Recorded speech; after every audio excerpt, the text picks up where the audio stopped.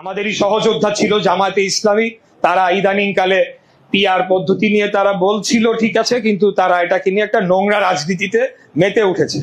এটা তারা বুঝছে না, যদি কোনো কারণে নির্বাচন বিলম্বিত হয় তাহলে কিন্তু এই 12টা কিন্তু সবারই বাঁচবে। এখানে বিএনপি কে ঠেকাও বলে আপনারা পদক্ষেপ নিবেন, কিন্তু বিপদটা কিন্তু সারা বাংলাদেশের হয়ে যাবে। পিআর পদ্ধতিতে বাংলাদেশের নির্বাচন কোনোদিনও মেনে নেওয়া হবে না, এটা হতে পারে না। এটা জামাতে ইসলামীর বিষয় না, এটা ওই চরমোনাই সাহেবের পীরের দলের বিষয় না, এটা কারোর বিষয় না। বাংলাদেশের স্বাধীনতা রক্ষা করতে হলে এই মুহূর্তে পিআর পদ্ধতির আলোচনা যারাই করবে তারা বাংলাদেশের শত্রু, তারা রাষ্ট্রের শত্রু। এটা আমি কেন বলছি? বিএনপির পক্ষ না, আমি এখনই যুক্তি দিব আপনাদেরকে। কিছুদিন আগে আপনারা দেখেছেন খাগড়াছড়িতে কি হয়েছে, কি ঘটনা ঘটেছে। সেখানে সেনাবাহিনীর উপরে হামলা করা হয়েছে এবং এটা একটা ন্যক্কারজনক পরিস্থিতি তৈরি করা হয়েছে।